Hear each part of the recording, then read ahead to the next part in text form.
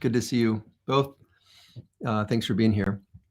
So without further ado, let's get on with the discussion of beginning with chapter 12. So Kingsnorth's goal in part 3 of the book is, quote, to examine how the machine manifests in the culture, society, and politics of the age. That's from page 128. And I guess I'll make that larger for now. In chapter 12, Kingsnorth offers a thumbnail sketch of what has happened internally over the past 500 years. In this effort, he contrasts the 4 P's, past, people, place, and prayer, with the 4 S's, science, the self, sex, and the screen, as a conceptual framework for discerning the older values from machine values. Early in the chapter, Kingsnorth makes an argument that I think is worth considering. And this is a quote from the book. Let me see. Yeah. The age, I think, is unique. It might be that everyone thinks this about their time, but I think that today we have a good case. The sheer scale of global culture, the degree of technological interconnectedness, the dangers of those technologies, from AI to nuclear missiles, the human impact on the natural world, and the rapid falling away of many things that have buoyed and sustained us for centuries, from languages to religions, means that the times we live in are perhaps less rooted than any time in history.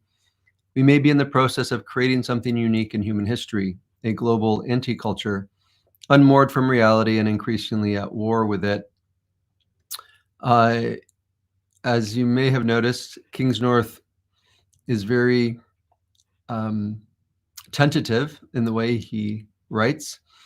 We may be in the process. It might be that everyone thinks that this about their time. And I would love to speak with him off the record to ask, if that was just to be, I guess, more careful, or if he really does kind of have an agnostic position.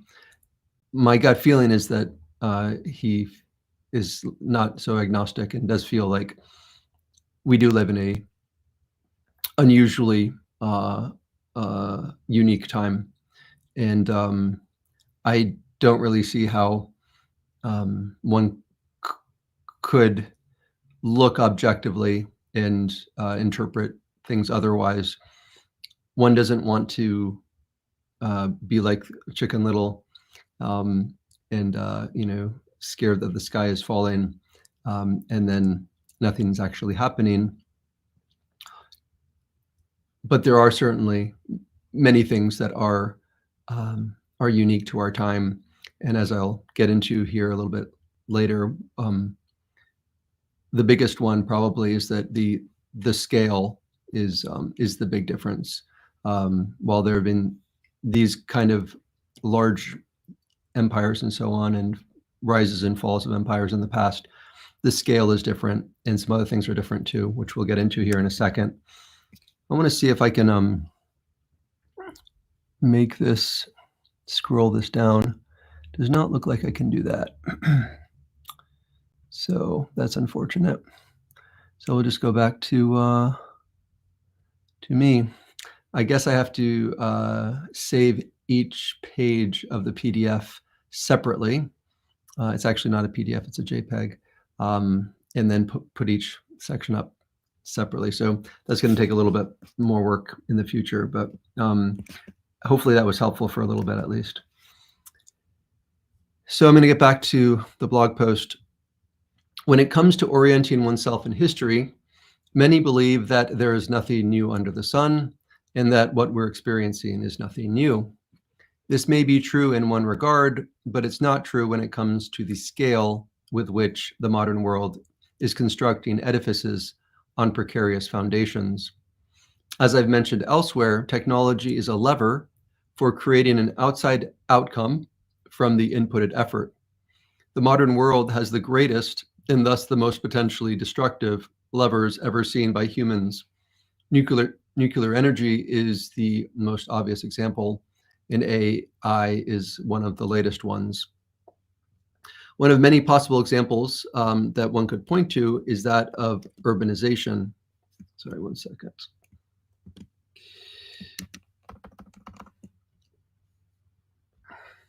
One commenter on one of my videos argued that modern urbanization is nothing new because, quote, there have always been cities.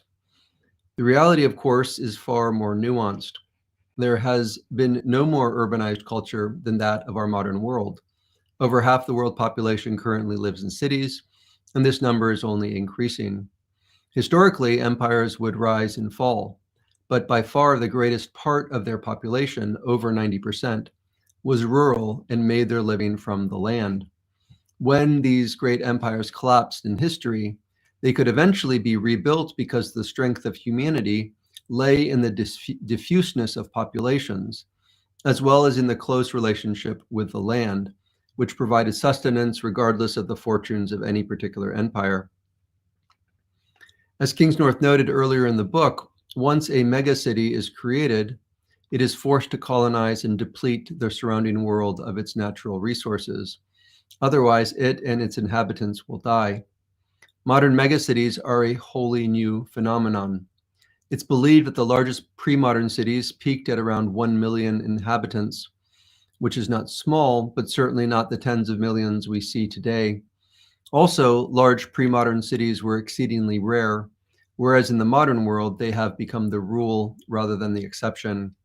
It's simply not helpful to downplay the truly legitimate concerns that Kingsnorth and those before him has raised.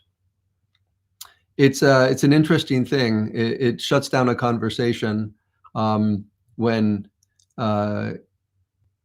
one tries to point out the very obvious differences that the modern world has, the outside kind of levers, the scale with which our technology has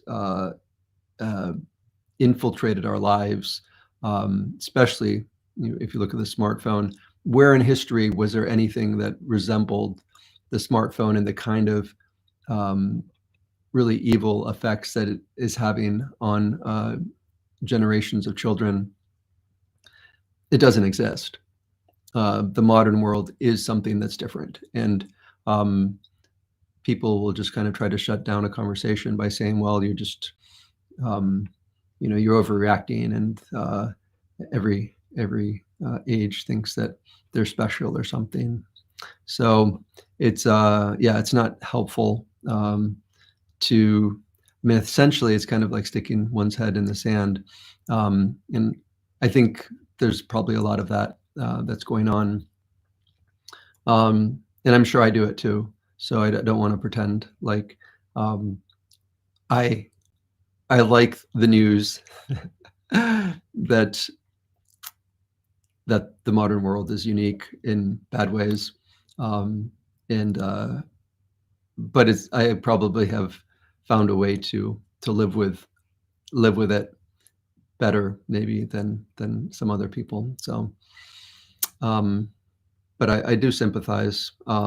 As I say later on, no one wants to, including myself. We all want to stay in the matrix.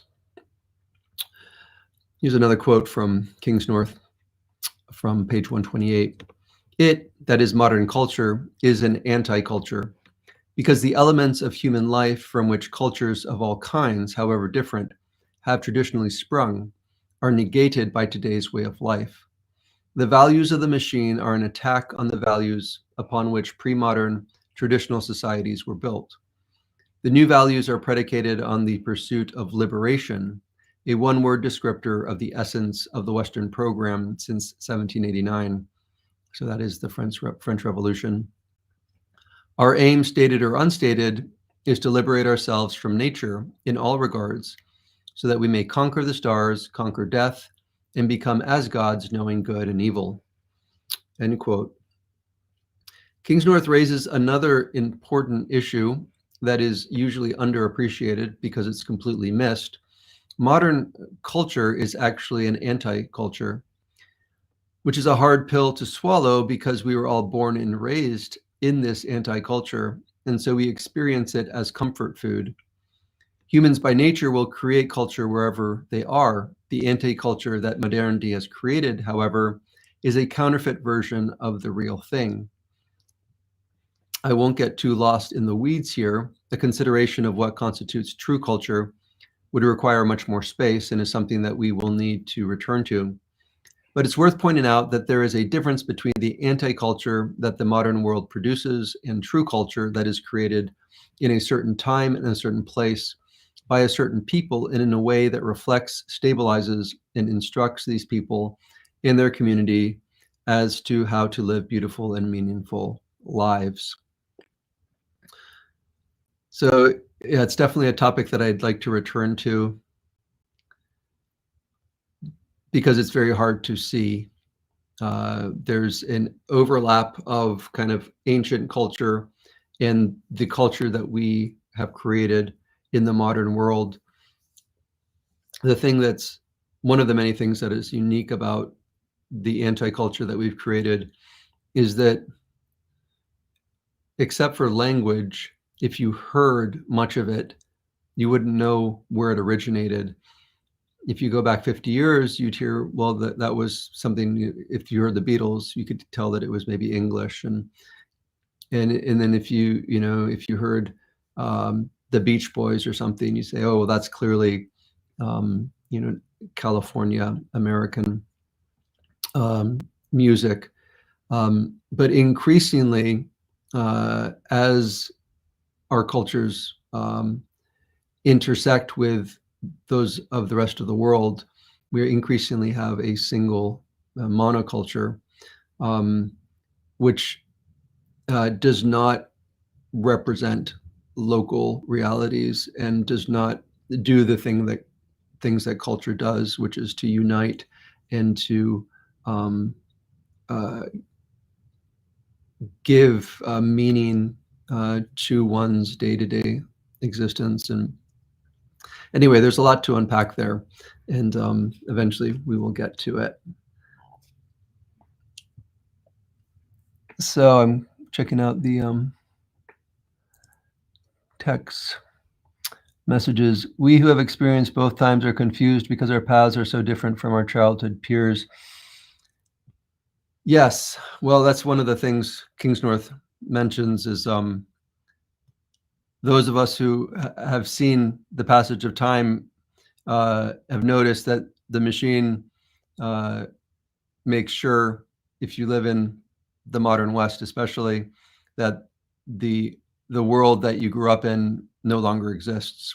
And so we can see the change that has happened. Younger people cannot, because they did not see, obviously, the previous version. They might see it in films and stuff, but it's disorienting for sure. I have the blog you sent and I'm reading along. Very good. Hello, Audrey.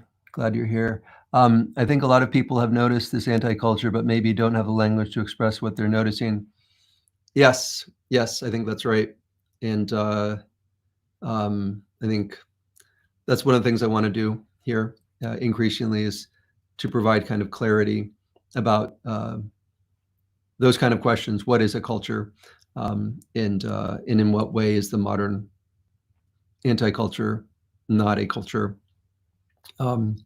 So after the Kingsnorth book study, we'll go back to our consideration of machine versus human values, and then eventually we'll get to the question of culture as well.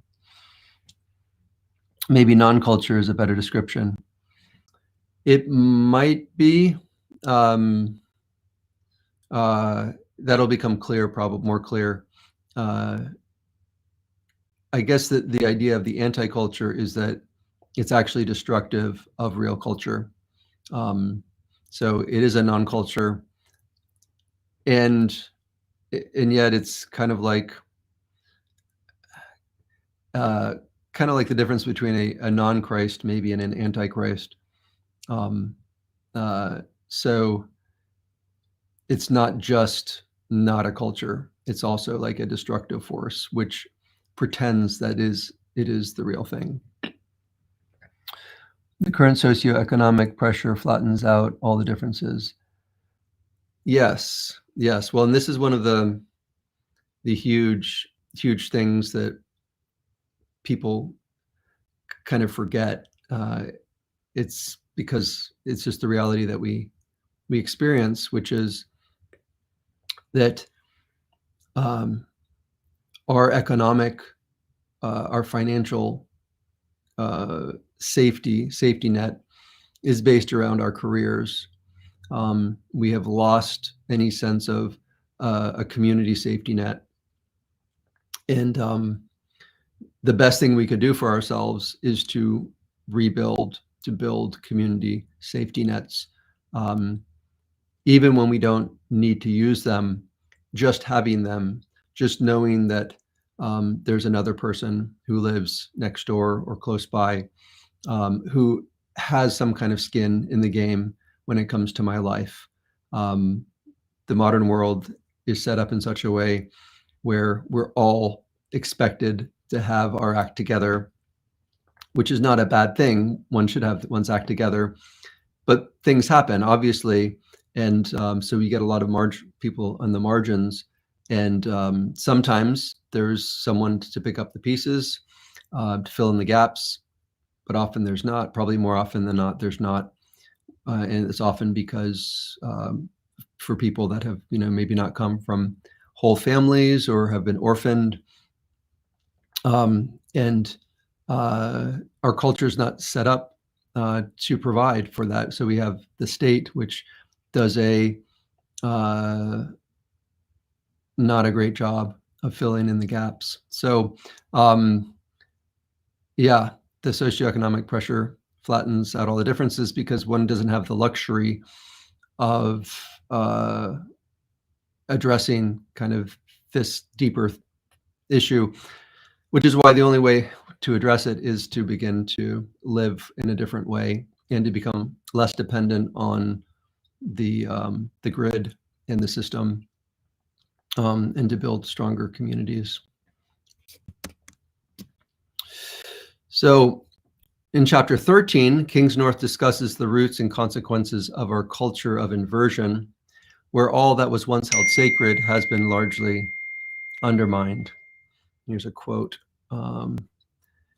America, said American poet and essayist Robert Bly, was, quote, the first culture in history that has colonized itself, end quote. And then Kingsnorth continues, in The Revolt of the Elites, American historian Christopher Lasch forecast the future accurately. Quote, the culture wars that have convulsed America since the 60s, he wrote, are best understood as a form of class warfare in which an enlightened elite, as it thinks of itself, seeks not so much to impose its values on the majority, a majority perceived as incorrigibly racist, sexist, provincial, and xenophobic, much less to persuade the majority by means of rational public debate, as to create parallel or quote-unquote alternative institutions in which it will no longer be necessary to confront the unenlightened at all. That's from page 144. If Christopher Lasch is correct, and the elites are creating parallel or alternative institutions in which it will no longer be necessary for them to confront the unenlightened at all, end quote, then it should be relatively easy to recognize that most culture war issues, abortion, gender, race, etc., are basically a smokescreen to provide cover for the deeper projects that the elites are at work on. I'm not a fan of conspiratorial thinking. Absent actual facts, it's too easy to conduct witch hunts in the shadows. Conspiracy theories can be dangerous. But in many ways, this conspiracy can be seen in plain sight. The real work of the modern world is decided on by the elites at places like Davos, Switzerland, where every year the World Economic Forum brings together a few thousand of the world's wealthiest people, investors, business leaders, political leaders, economists, celebrities, and journalists, to discuss what? presumably to discuss those issues that are of most interest to the world's wealthiest people.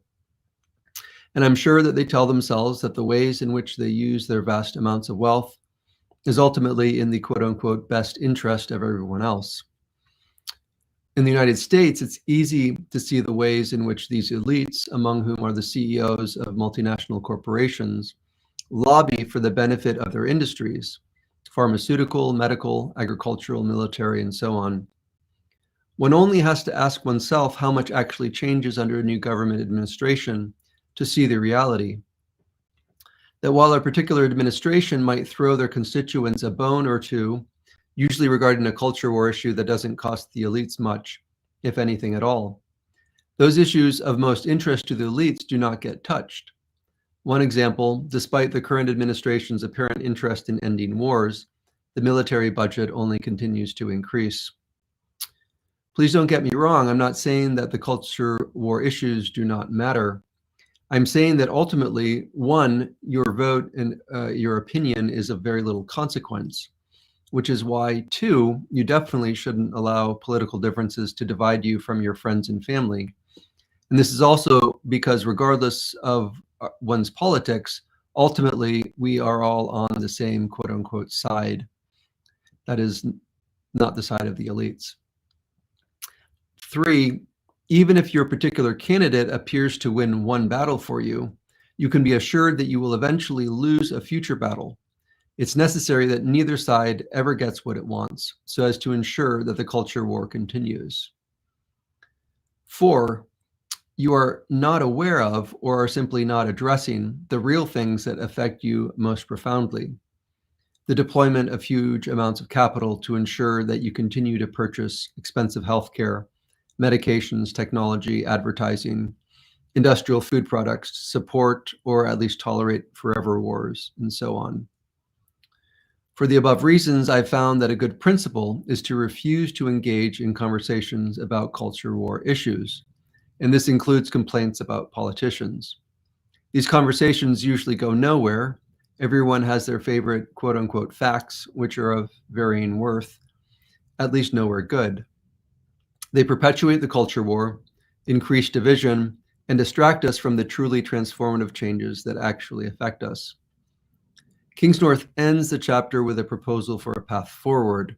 Quote, "The antidote to this is to dig down to those foundations and begin the work of repair.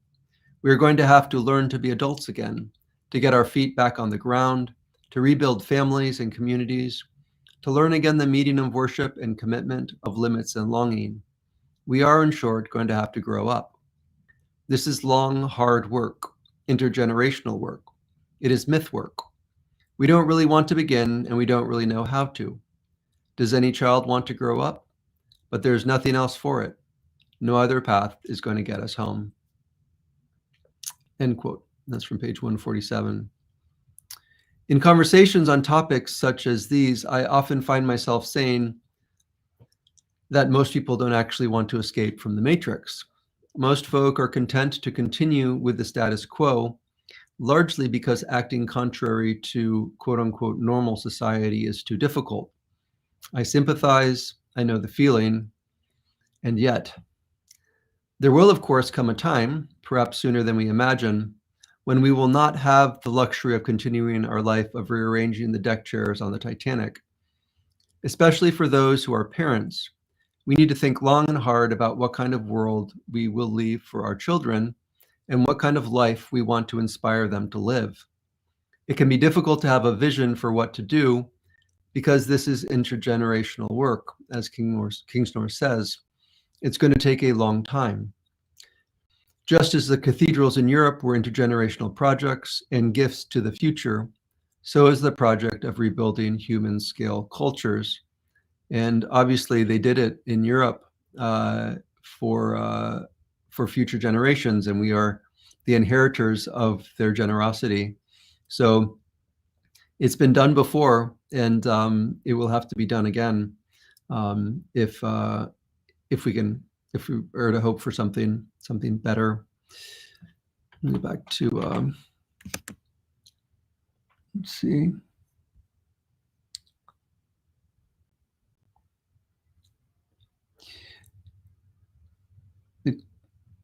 So true. All the state does is throw money at the problem.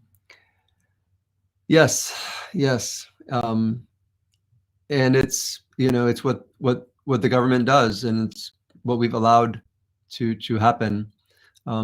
We've allowed all this money to be funneled to a huge, powerful governing body thousands of miles away from the communities that need the help. And then it's not really surprising, that the money doesn't get back and doesn't get used well.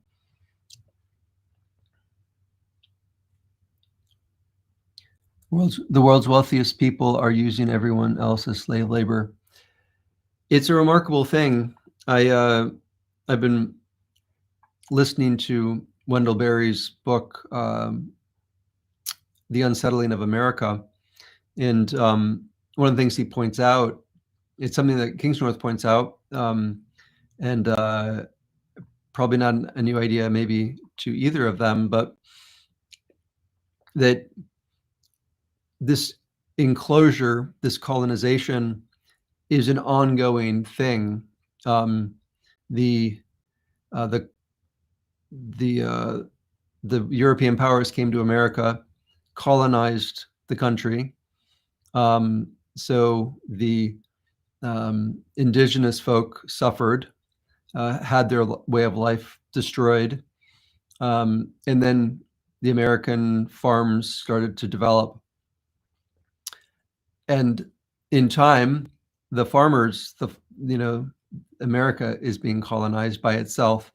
So the farmers were, there were probably some other folk in between the 16th century and the 20th century.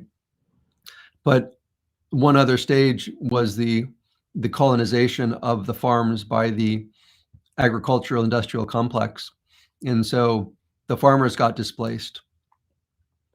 And now with AI, we see the white collar workers are being displaced.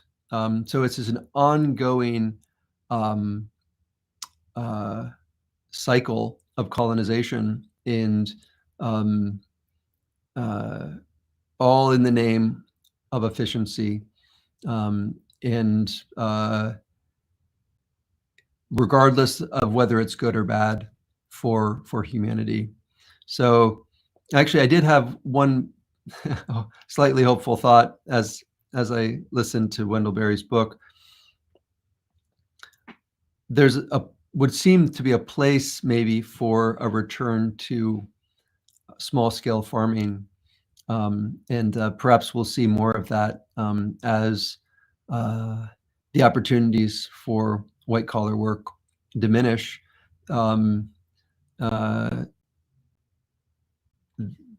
There could be a kind of a return to the land, which would be a great thing. Not everyone can be consumers. Someone has to create.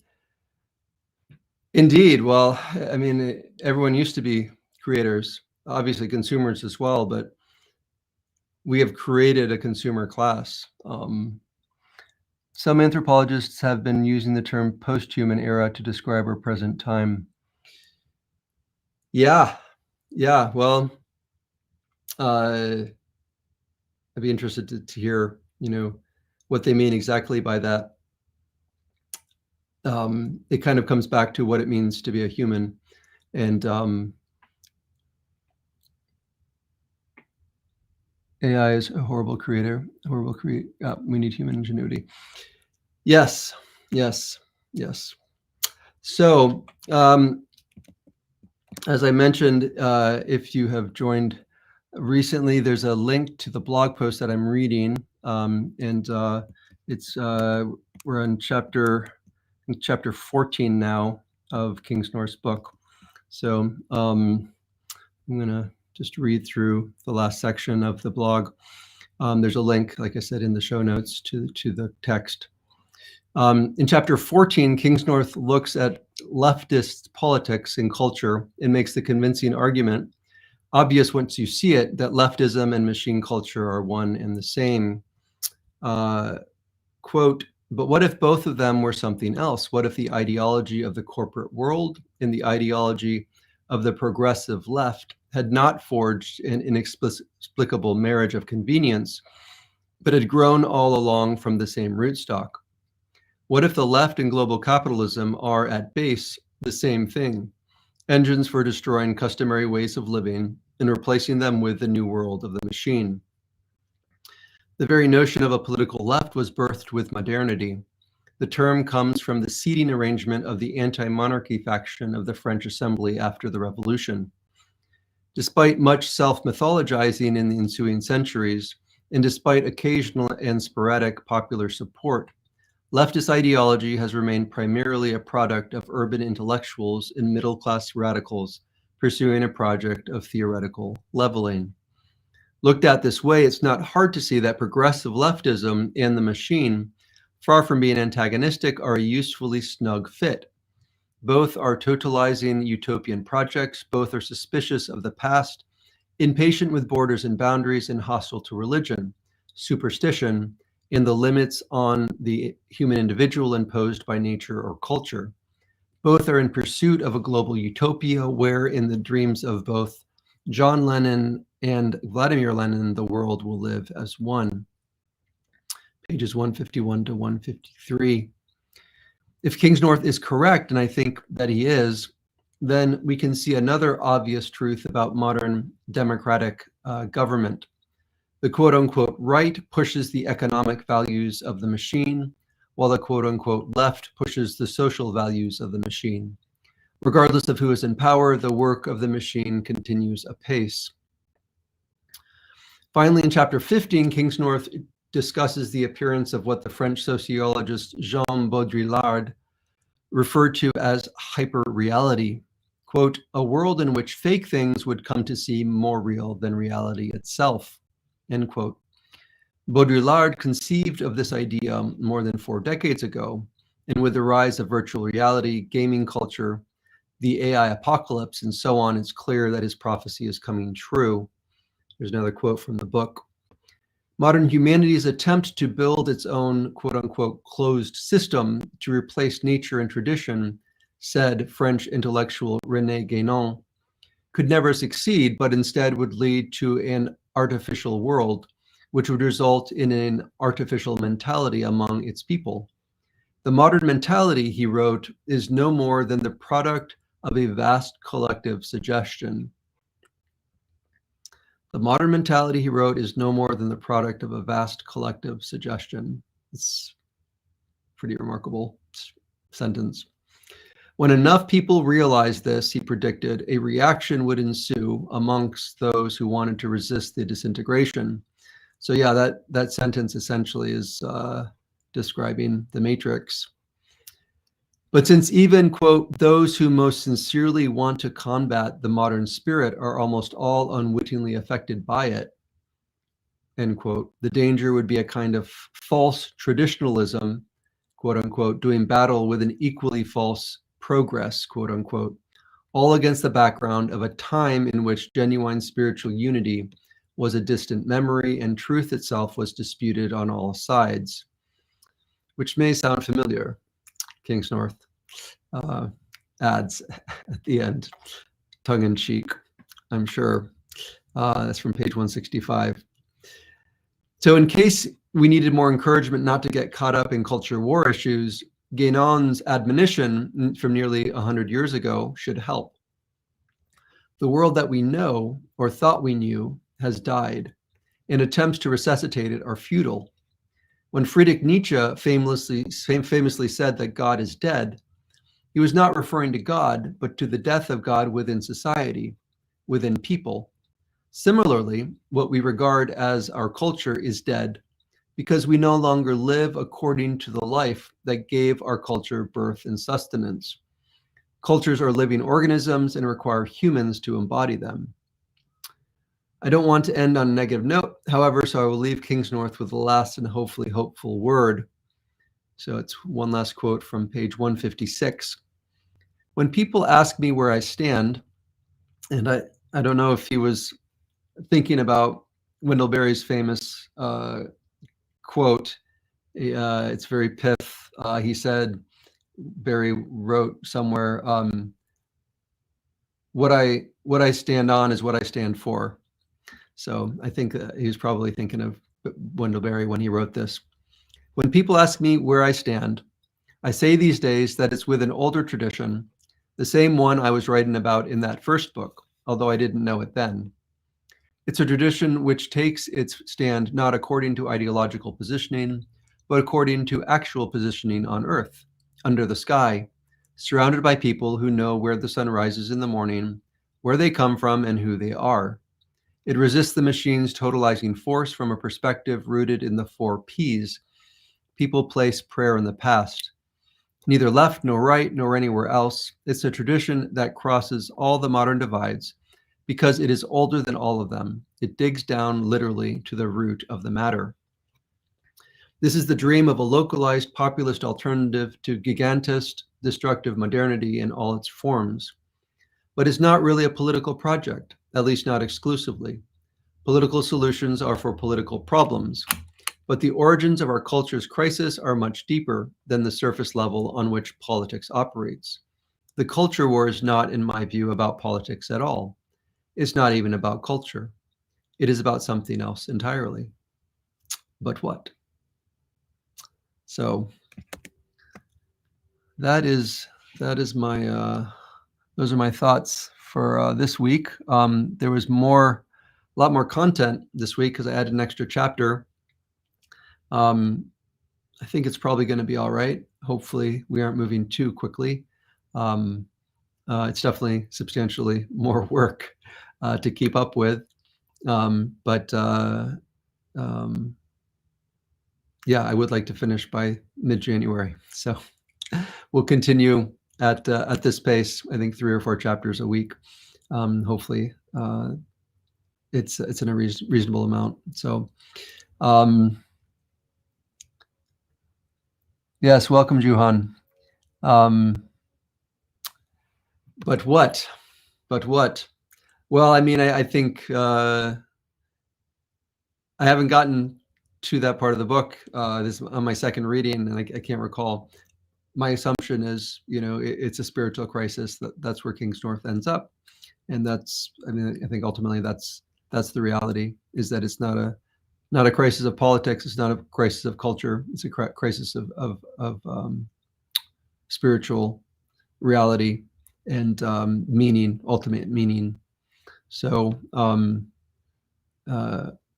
yeah, which is kind of, I get more into these topics on the Monday evening live stream where I talk about the theological aspects of the book. So although I've gotten a little bit down a rabbit trail looking at capitalism, but hopefully that'll be worth the effort.